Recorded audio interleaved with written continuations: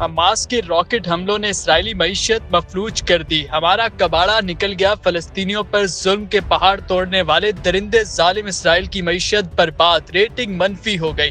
Hamas کے حملوں کے بعد اسرائیل کو ایک اور بڑا جھٹکا لگ گیا۔ غیر ملکی میڈیا کے مطابق Standard and Poor's rating agency نے اسرائیل کی کریڈٹ ریٹنگ منفی کر دی۔ S&P کے مطابق لڑائی پھیلی تو اسرائیل کی کریڈٹ ریٹنگ کے ستون ہماری توقعات سے زیادہ متاثر ہو سکتے ہیں۔ S&P کے مطابق موجودہ لڑائی اسرائیلی معیشت پر دورست منفی نتائج کا سبب بن سکتی ہے۔ اسرائیل غزہ میں جنگ پر یومیہ 24 کروڑ 60 لاکھ ڈالر خرچ کر رہا ہے۔